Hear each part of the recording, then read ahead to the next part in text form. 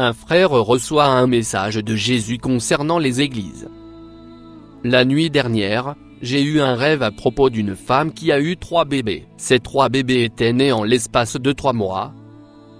Mais cette femme ne s'occupait pas de ses enfants, les bébés n'étaient pas nourris, et on ne s'occupait pas d'eux. Un des enfants était en train de maltraiter les autres, donc j'ai pris les 3 bébés, et je les ai bercés. Je voulais les emmener chez moi afin de les nourrir et m'occuper d'eux. C'est en ce moment même que je me suis réveillé. J'ai commencé à prier à propos de ce rêve, et je dis, « Seigneur, que signifie ce rêve ?» Et je lui dis, « Ce n'était pas normal que j'avais 3 bébés, et qu'ils soient nés en l'espace de 3 mois. Il est aussi impossible qu'un bébé qui vient juste de naître puisse maltraiter ses frères et sœurs. » Et je lui dis encore, « Seigneur, que signifie ceci ?» Et il m'a donné la révélation.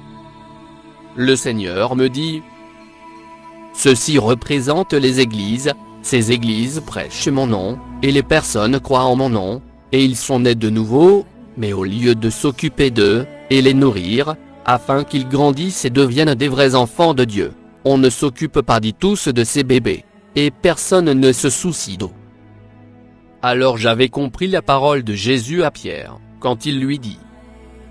Jean 21, 15 à 17. Après qu'ils eurent mangé, Jésus dit à Simon-Pierre, « Simon, fils de Jonas, m'aimes-tu plus que ne m'aime ceux-ci » Il lui répondit, « Oui, Seigneur, tu sais que je t'aime. » Jésus lui dit, « Paie mes agneaux. » Il lui dit une seconde fois, « Simon, fils de Jonas, m'aimes-tu » Pierre lui répondit, « Oui, Seigneur, tu sais que je t'aime. » Jésus lui dit, « Paie mes brebis. » Il lui dit pour la 3e fois, « Simon, fils de Jonas, m'aimes-tu » Pierre fut attristé de ce qu'il lui avait dit pour la 3e fois, « M'aimes-tu » Et il lui répondit, « Seigneur, tu sais toutes choses, tu sais que je t'aime. » Jésus lui dit, « Paie mes brebis. » Jésus me dit, « Les églises ne s'occupent pas de mes brebis. Les églises ne s'occupent pas des nouveaux convertis. Elles ne les conduisent pas dans une relation personnelle avec moi. Beaucoup d'enfants commencent très sérieusement à chercher la vérité, mais ils vont à ces églises, ils croient en moi, et ils ont même des expériences, les guérisons.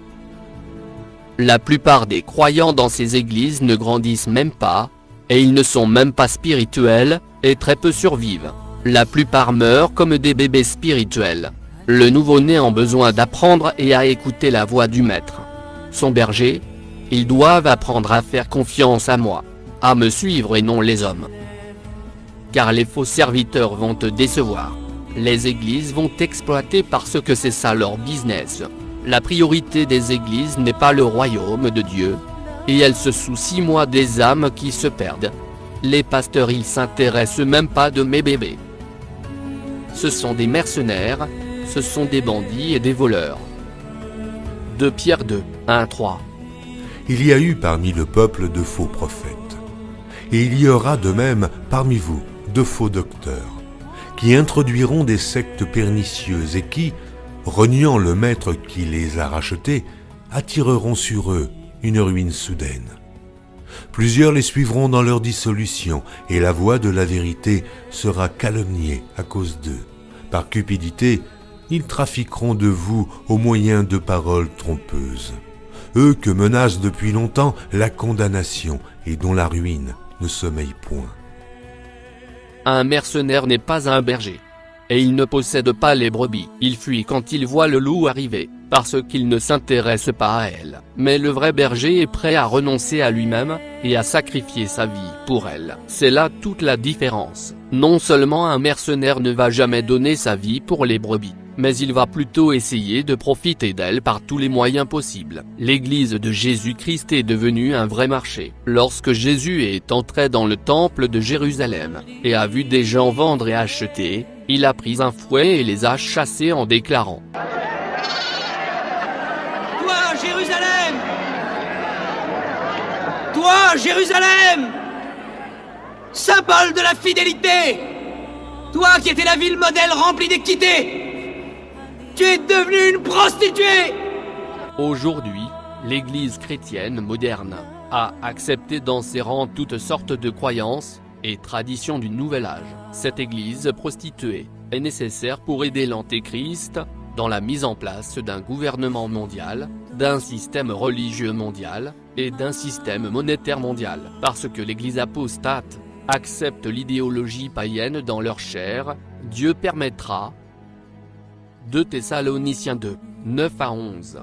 L'apparition de cet impie se fera par la puissance de Satan, avec toutes sortes de miracles, de signes et de prodiges mensongers, et avec toutes les séductions de l'iniquité pour ceux qui périssent parce qu'ils n'ont pas reçu l'amour de la vérité pour être sauvés.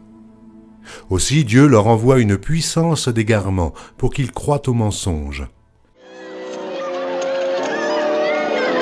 Cette maison est une maison de prière.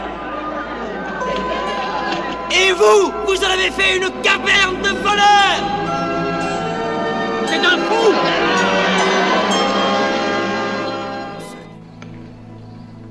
Rabbi, je me nomme Zera, et je suis un scribe de ce saint lieu depuis des années.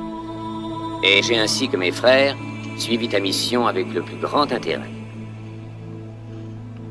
Nous avons entendu dire des choses très belles à ton sujet, mais ce que tu viens de faire ici nous choque et nous étonne à la fois. Est-ce que tu veux détruire le lieu sacré qu'est ce temple? Le temple n'est pas seulement de la pierre. C'est la maison de Dieu. Et elle ne peut être détruite aussi longtemps que Dieu l'habite.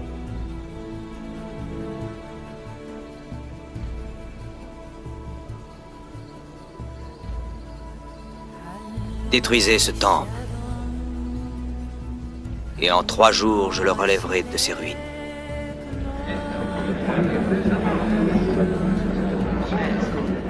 Il a fallu 46 ans pour bâtir ce temple.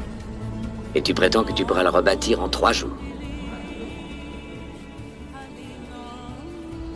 Tu as entendu.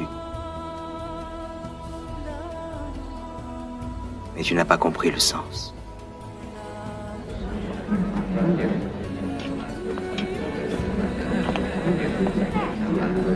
Rabbi, dis-toi que je comprends mieux que tu ne penses.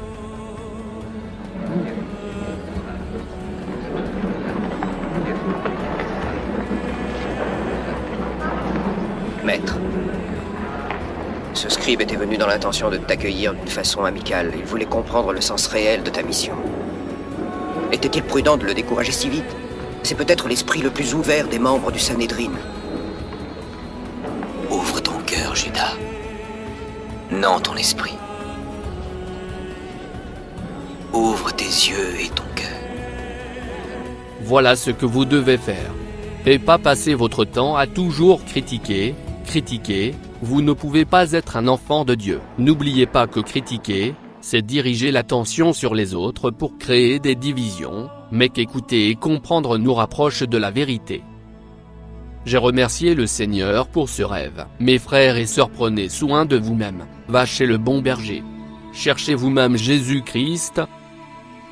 Demande-lui et il te guidera, écoute-le et il t'enseignera. Jésus-Christ lui-même est le bon berger, et il a choisi beaucoup de ses enfants pour prendre soin de ses brebis, de les paître, de les nourrir et de les enseigner à le suivre, d'en faire des disciples, et non des membres d'église. Nous sommes déjà membres en Christ, pourquoi nous devons être 2 fois? Ah, c'est vrai, il croit qu'il faut des membres église céleste, et des membres église terrestre. Jésus nous a bien dit que le Père leur envoie une puissance d'égarement, pour qu'ils croient aux mensonges.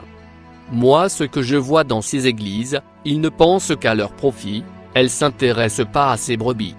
L'église est l'épouse de Christ, et pas de l'homme.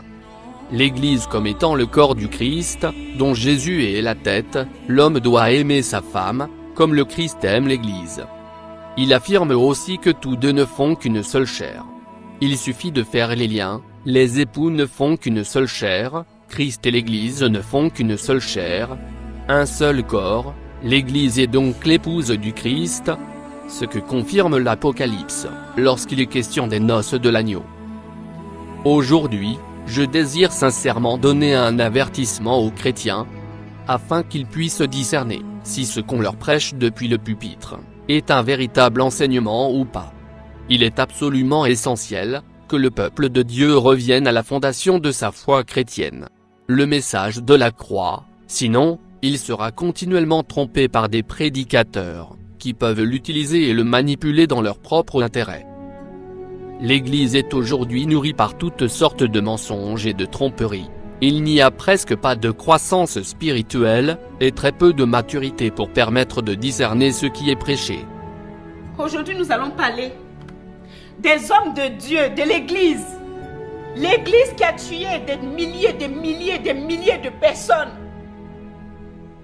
Comment l'homme n'a pas peur d'utiliser le nom de Dieu pour faire du mal et avoir de l'argent pour ses propres besoins? Si l'être humain n'a pas eu peur de Dieu et utilise la parole de Dieu pour subvenir à ses besoins et tromper ces pauvres gens qui viennent chercher la paix, c'est qu'on ne peut plus vivre dans ce monde. La Bible dit malheur à celui qui connaît déjà la vérité. Parce qu'au fond de toi, tu sais que en faisant du mal, en utilisant le nom de Dieu, le nom de Dieu, le nom de Jésus-Christ, pour avoir de l'argent et tromper les gens, pour avoir de l'argent et tuer, au nom de Jésus, et de faire du mal, et faire croire aux hommes que tu es bien, et que Dieu t'a choisi pour servir, pour le servir, et tu fais le contraire de ça. J'espère que Dieu lui-même, que tu utilises son nom pour faire le mal là, s'occupera de toi. En Afrique, ils utilisent l'église, alors qu'en dessous, c'est des idolâtres. Ils utilisent les trucs mystiques en faisant croire au peuple que c'est Dieu, Jésus-Christ, qui leur a donné le pouvoir de prophétiser, alors que c'est un esprit de python qui parle. Que Dieu s'occupe de vous. Parce que la même Bible que vous utilisez pour parler au nom de Jésus, chacun sera payé selon ses œuvres. Ça veut dire que tu peux mentir, tu peux voler, tu peux faire ce que tu veux dans le silence, mais tu seras jugé selon tes œuvres, selon tes actes que tu poses. Mais si l'homme lui-même n'a pas eu peur de Dieu et qui utilise la parole de Dieu afin de tromper le monde et faire croire que j'ai fait l'église parce que Dieu m'a choisi, alors qu'au fond de toi, tu sais bien que Dieu ne t'a pas choisi. Dieu ne t'a rien demandé. Il t'a demandé de t'occuper de ta femme et de tes enfants et d'aimer ton prochain comme toi-même. Tu crées l'église, tu prends l'argent des malheureux et tu prends ça pour subvenir à tes propres besoins, alors que l'argent, la dîme, les offrandes sont pour la veuve et l'orphelin, le pauvre qui se trouve dans ton église que tu as fabriqué. Si Dieu a détruit Sodome et Gomorrhe et il a juré de ne plus le faire, c'est parce que nous-mêmes, nous sommes capables de nous faire du mal. Et ce qu'on voit aujourd'hui, ça n'étonne personne. Je suis chrétien, je prie Dieu, je prie Jésus-Christ. Et vous prêchez au nom de Jésus. Et vous faites du mal, vous tuez, vous volez, vous violez, vous critiquez, vous détruisez par vous. Le monde est en train de s'assombrir parce que la vérité vous l'a cachée aux gens. C'est pour ça que vous avez tué Jésus-Christ, parce qu'il disait la vérité. Mais vous pensez qu'aujourd'hui, Dieu va ramener un autre pour venir nous sauver? Eh bien non, que chacun se tienne bien chez lui. Et vous les hommes de Dieu, qui disent que vous êtes hommes de Dieu, qui êtes chez vous, en train de voler au nom de Jésus, mentir au nom de Jésus, critiquer au nom de Jésus, dévaliser, détruire les familles au nom de Jésus, sans même avoir peur du Saint-Esprit, sur qui vous mentez. Si tu veux suivre Dieu, il faut suivre Dieu parce que Dieu t'a choisi. Et si Dieu ne t'a pas choisi, et que tu utilises les idoles pour pouvoir convaincre les gens, parce que l'homme a besoin de voir, que Dieu se souvienne de toi. Parce qu'au ciel, Jésus te dira, je ne te connais pas. Personne ne te connaîtra. Parce qu'il y a des choses atroces choses que vous cachez au fond de vous. Vous les serviteurs de Dieu, vous cachez la vérité. Que Dieu vous bénisse où vous vous trouvez. Au lieu de tromper le peuple, vous ne vous trompez pas. Vous ne trompez personne, vous ne trompez pas Dieu. Parce que vous vous trompez vous-même. Tous les actes que nous posons pour faire croire que nous sommes comme ça, nous sommes ceci, nous sommes cela. Et au nom de Jésus, j'ai fait tellement de miracles. Alors que tu sais qu'au fond de toi, ce n'est pas au nom de Jésus. Parce que Jésus, lui, il enseignait la vérité.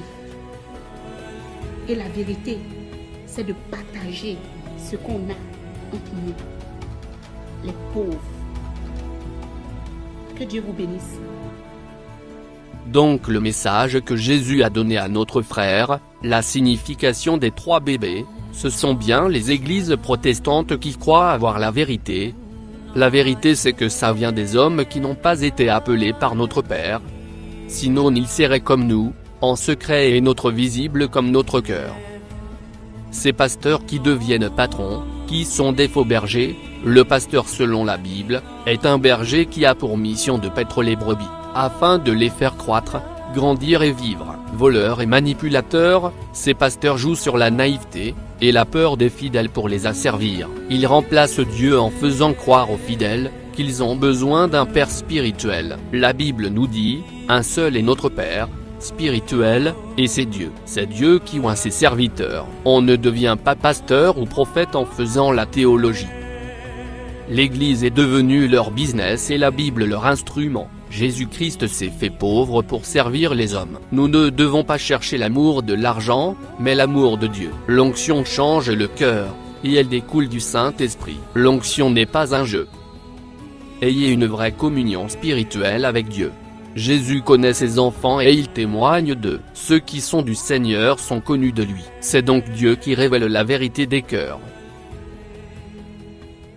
Encore une fois je vous dis, repentez-vous, car le royaume des cieux est proche. Dieu vous bénisse et vous protège.